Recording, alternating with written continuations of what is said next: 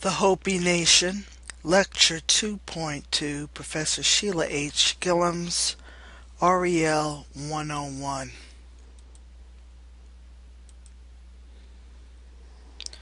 Before European colonization, there were about 500 nations and residents in North America. The Hopi are a Native American nation of the Udo-Aztecan branch, who primarily live on the 1.5 million acre Hopi Reservation in northeastern Arizona. The name Hopi is the shortened form of the title of what they call themselves, Hopitu Sinum, the people of Hopi. The term Hopitu literally means the peaceful people. The Hopi concept is deeply rooted in the culture's religion, spirituality, and its views of morality and ethics. To be Hopi is to strive toward this concept of peace, but one never totally achieves that peace within their lifetime. Their idea is one where you are in a state of total reverence and respect for all things. Nature, the world, animate, but especially animate objects, to live in accordance with the teachings of the Creator or the Masal. Unlike the Navajo and Apache, who formed mobile bands, the Hopi were more sedentary, building apartment buildings of stone and adobe and working as farmers. These buildings were built on what is called the Mesa.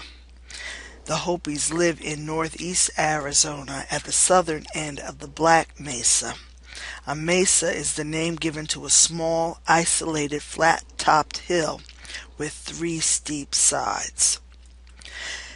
There are adobe structures that are found dating back to 1050 CE.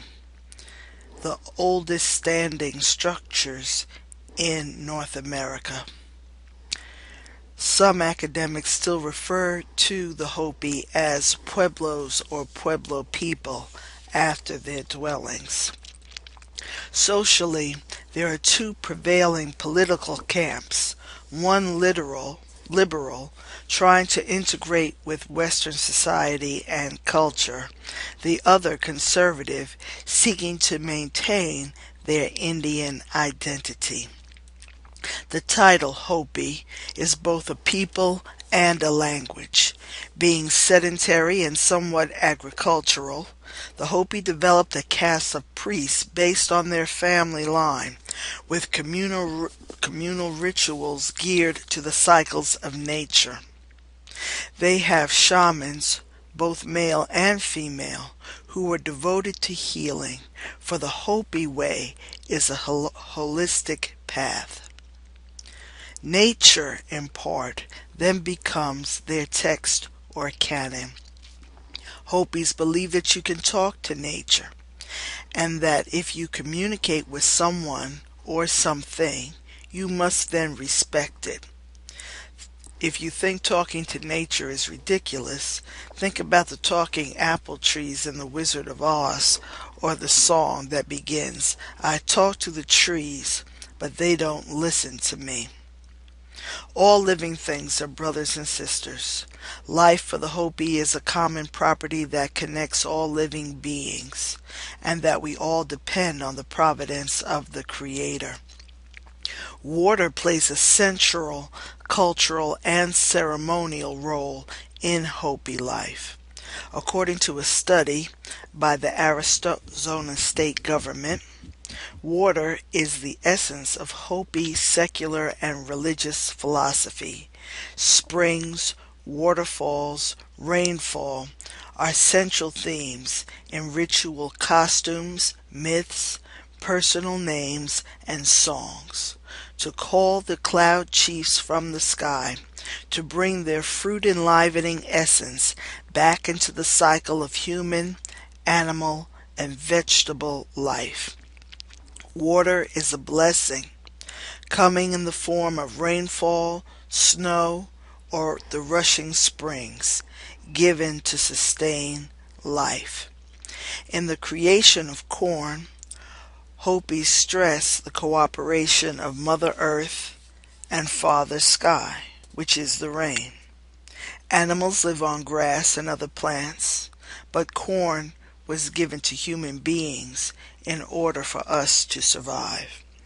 Corn, as a result, is pivotal in their spiritual life. Corn is considered their elder brother. Corn represents both male and female aspects being fully represented in the Hopi concept of divinity. They have a myth about how the corn came to the Hopi. A group of people were called together.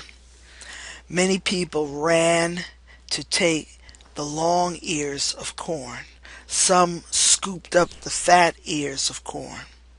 But it was the Hopi who turned and took the shortest ears, because they said that this food resembled that which they ate at the beginning of time in what they called the first world.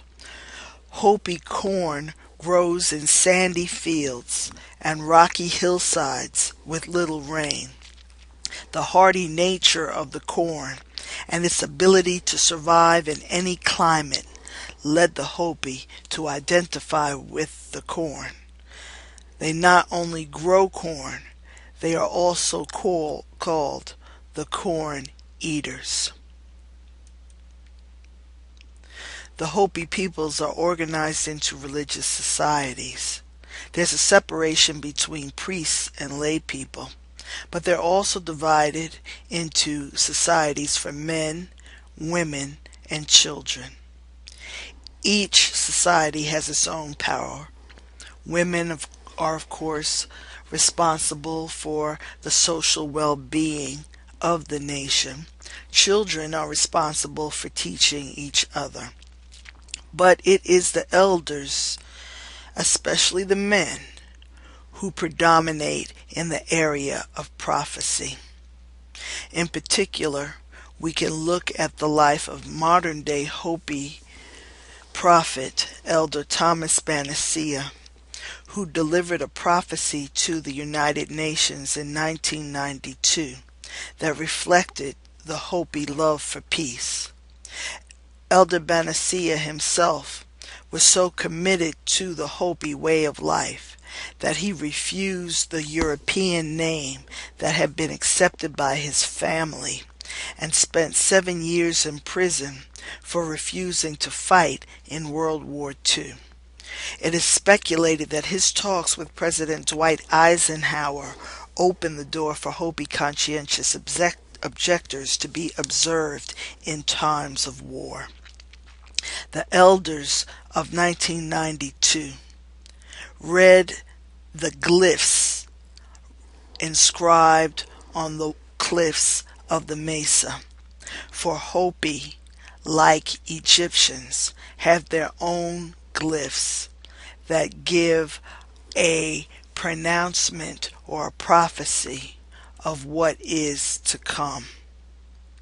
The elders warn of a coming Holocaust due to the imbalance of life, that the evils of this industrialized age would finally rain destruction on civilization as we know it. In this regard, the elders acknowledge that their faith is very much like the faith of other major world religions in predicting a cataclysm at the end of the world. The only way for our life then to be renewed is by acknowledging our sins against the earth, who is our mother, our sins against each other, which is the evil of greed, and to hate this style of life so completely that we'll leave it. This is the way of peace and balance espoused by the Hopi. This was the message that they brought to the United Nations in 1992. And it was a message that was confirmed by nature, with signs and wonders following.